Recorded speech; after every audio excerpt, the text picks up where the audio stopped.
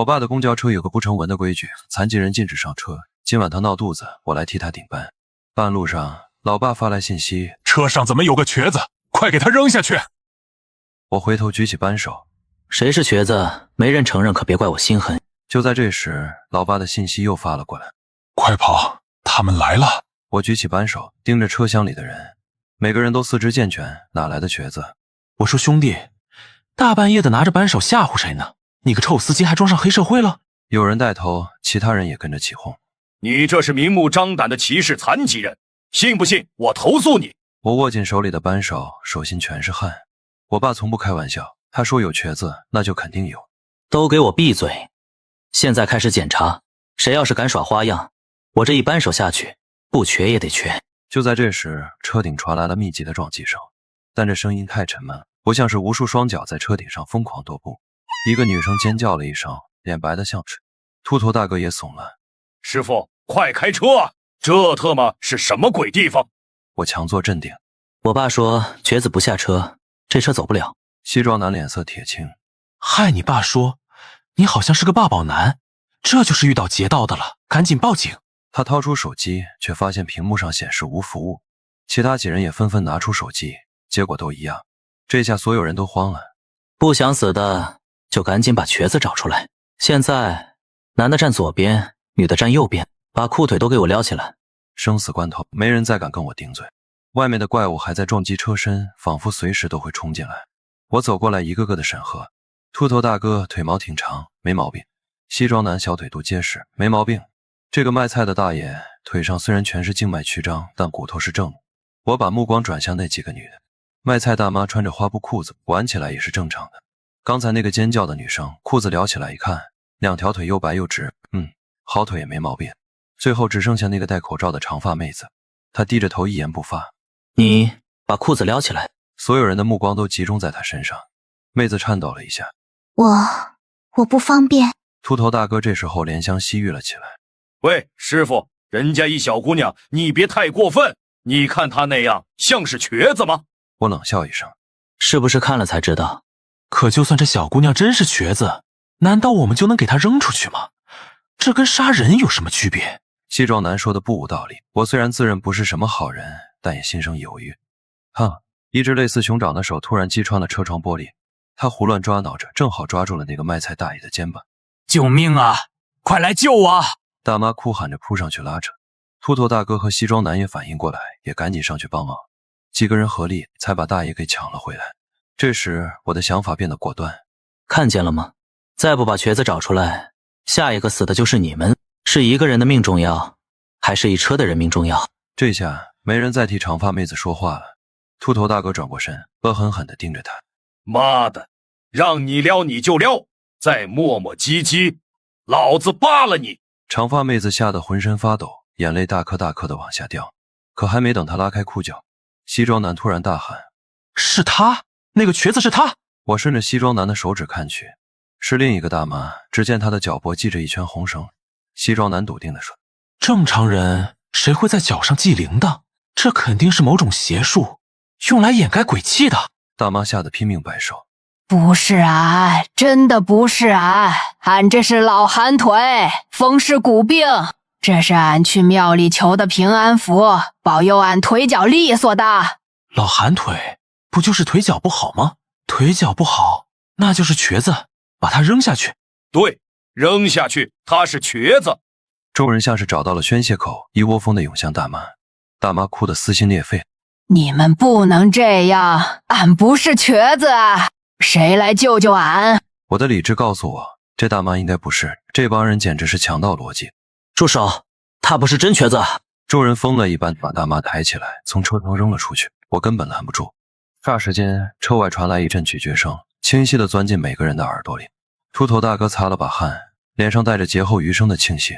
看来真的是他。然而他话音刚落，车底突然传来一阵剧烈的撞击，整辆车都被顶得跳了起来。错了，扔错了！西装男崩溃的大喊：完了，我们都要死了！都怪你，是你非说是那个大妈。闭嘴！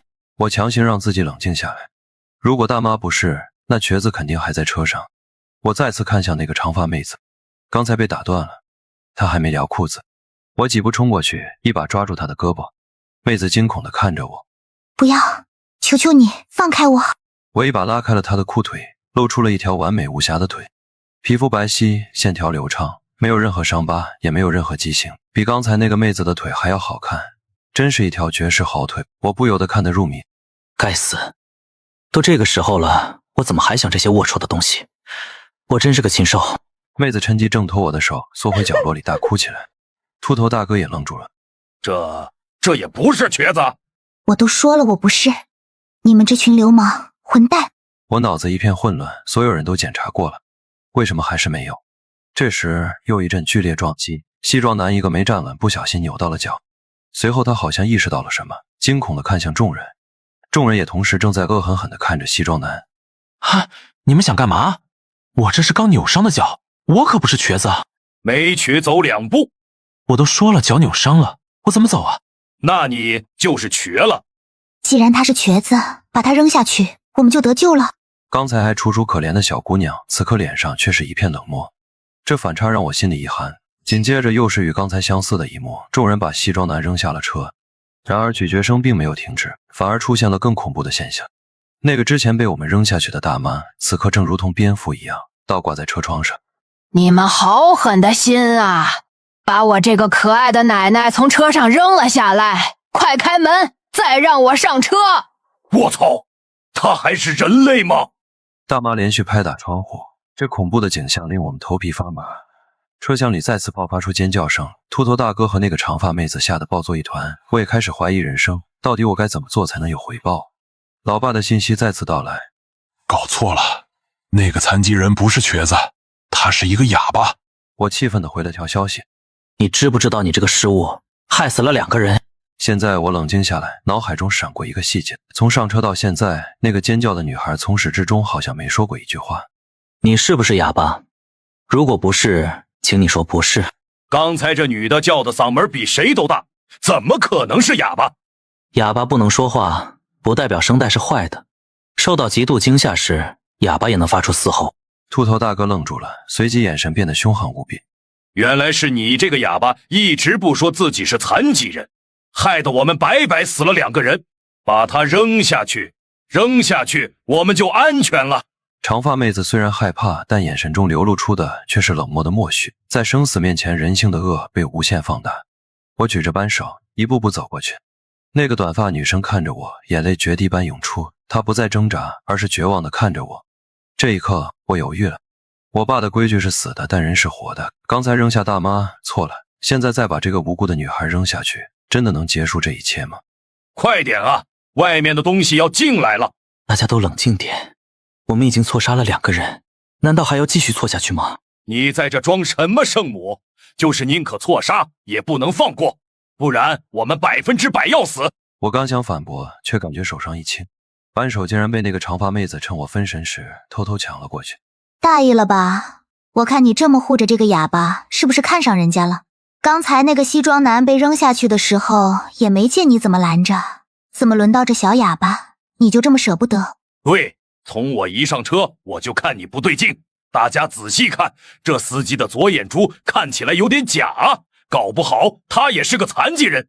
光头大哥和长发女一唱一和，让全车中人性最后的一层遮羞布被彻底撕碎。没错，这司机肯定也是一伙的。把他们俩都扔下去，咱们能多活1秒是1秒。秃头大哥接过长发妹子递来的扳手，一步步向我逼来。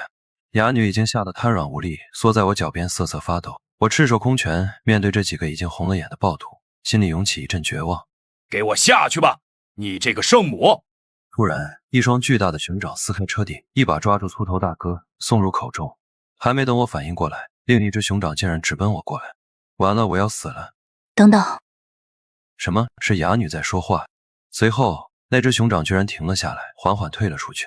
就在我懵逼时，我爸打来了电话。儿子，别相信信息的内容。刚才我发现我的账号被盗了，那个东西可能会冒充我给你发消息，甚至已经混入车中，你一定要小心。电话挂断，我不禁吐槽，这爹是真坑。然后我茫然地看着这个哑女，鼓起勇气问了她最后一个问题。既然你们这么强，为什么不直接闯进公交把我们吃了？因为心灵的残疾要比身体的残疾更美味啊。而且你不觉得看见你们为了活着被我耍得团团转，互相残杀的样子很好玩吗？话音刚落，他变身成了一头熊，那股来自深渊的压迫感让我几乎窒息。我紧紧闭着双眼。唉，这回我是真得死了，真是无趣的人生。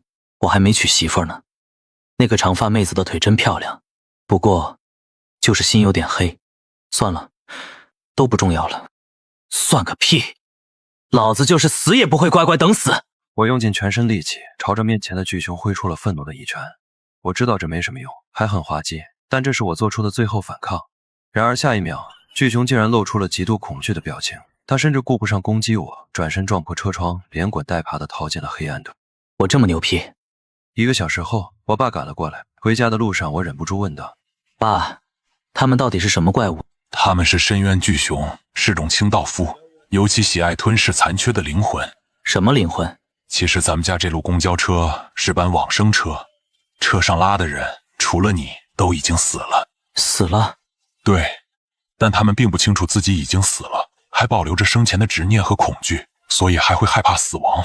那为什么我刚才一挥拳，那怪物就逃走了？难道我是什么天选之子，生下来就狂炫屌炸天？深渊巨熊虽然喜爱吃灵魂，但却对活着的人毫无办法。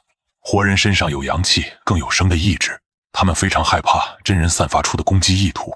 我恍然大悟，所以那个哑女怪物是想狐假虎威，吓得我失去反抗的勇气，这样他就可以为所欲为了吗？没错。